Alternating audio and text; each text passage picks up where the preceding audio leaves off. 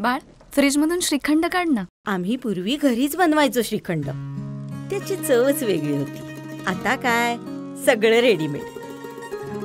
आजी, हे श्रीखंड खाऊन बघ. आज तुझ्या आईनं घरीच बनवलं की काय? हे आहे गोकुळचं श्रीखंड. अगदी जिभेवर रेंगाळणार. जिभेवरच नाही तर मनावरही रेंगाळणार. गोकुळ श्रीखंड, मनावर रेंगाळणार. खाते वाटपानंतर आता पालकमंत्री पदाचा तिढा.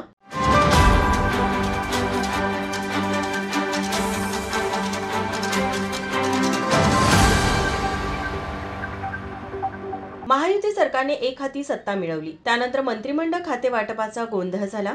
आता पालकमंत्री पदासाठी ताकद पणाला लावली जात असून राज्यात बऱ्याच जिल्ह्यात पालकमंत्री पदाचा तिढा निर्माण झाला आहे.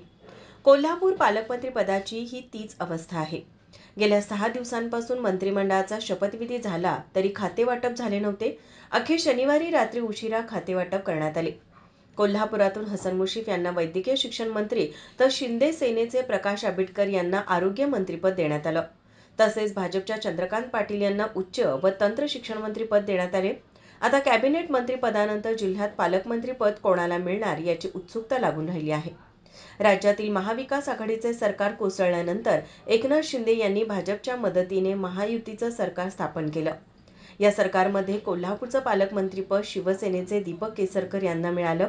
त्यानंतर राष्ट्रवादी अजित पवार गट सरकारमध्ये सामील झाल्यावर राष्ट्रवादीचे नेते हसन मुश्रीफ यांच्याकडे पालकमंत्री पदाची जबाबदारी देण्यात आली. यामुळे आता पालकमंत्री पदाचा अनुभव असणारे चंद्रकांत दादा पाटील आणि हसन मुश्रीफ हे 2 तगडे उमेदवार रिंगणात आहेत.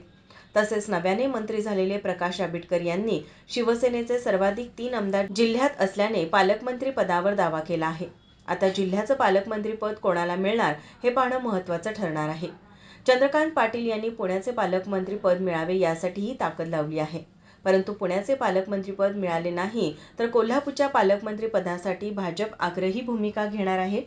2014 मध्ये महायुतीच्या सरकारमध्ये चंद्रकांत पाटलांना पालकमंत्रीपद मिळाले होते. त्यामुळे यावेळी चंद्रकांत पाटील कोल्हापूरच्या पालकमंत्री पदासाठी आग्रही असतील.